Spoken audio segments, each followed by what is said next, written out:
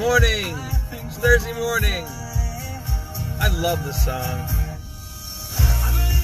I mean, it's just a great song. Especially like it's a really good song for like summertime. Windows are down, you're heading to the beach, and you're just chilling out, and it's just a good song for that. It also just happens to be Michael Bublé, who's one of my favorite artists, new artists, I should say, and he's not even that new. But I wanted to reach out real quick. A couple things I want to talk about on my way into Here's What's Happening. One of the things I thought about was, and maybe you could even tie it into a song, but many times when there's a transaction, a real estate transaction, the buyers and the sellers are always wondering what's included, what's excluded in the property, like what's going to stay with the house, what's not going to stay with the house. Well, there's always a part on the agreement of sale that says included, excluded. Okay, so that is huge, and there's also something you need to think about with this. On the listing, when you look at the listing that's online, a lot of time, well, it's always going to say included, excluded on the multi-list sheet. There's actually 3 different places where there's an included and excluded, okay? On the listing when you first see it, okay? And then on the agreement of sale, okay? Now, there's another place that you're going to see, I shouldn't say included, excluded on this part. There's another place you're going to see appliances and all those kind of things, and that's on the seller's disclosure sheet. The problem is, all 3 of those are different. The place that it really matters, if you want to know what's going to stay with the house and what's not going to stay with the house, look at the agreement of sale. The agreement of sale is the final say on what's included and what's not included. Okay?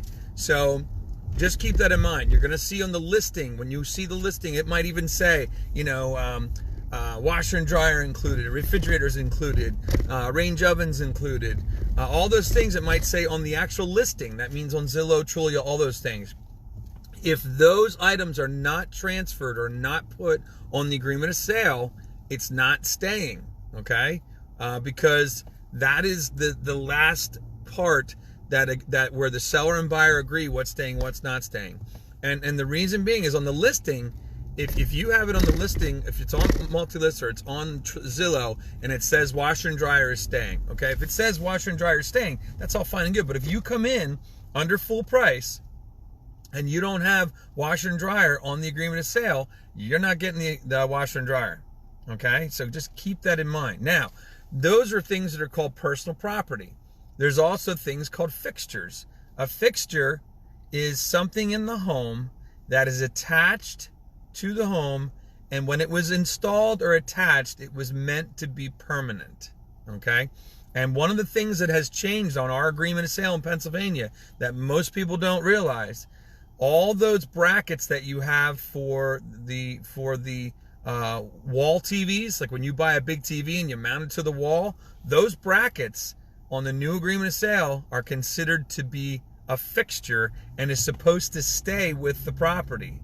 So keep that in mind, all right? Keep that in mind. It's very, very important because a lot of people buy these extravagant wall mounts for their TVs, and they think they're going to just take them with them, and they leave huge holes. I think that's why the state of Pennsylvania decided, look, let's just keep those as fixtures because of the size of the holes that they leave behind.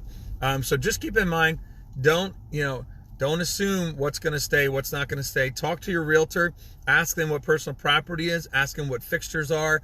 And if there's anything that's staying, if you're the buyer, if there's something that you assume is staying, never assume anything is staying. You got to put it on the agreement of sale, okay? And there's a part in the agreement of sale, I think it's either page 2 or page 3, that says included, excluded. Make sure the items that are included are on that 2nd or 3rd page of the agreement of sale.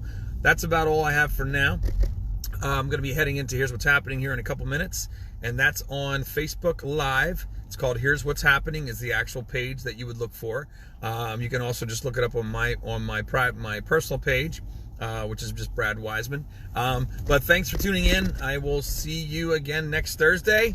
And if you have any questions about what a fixture is or what personal property is in the home, you can always email me at brad@bradwiseman.com. All right? I will talk to you next week.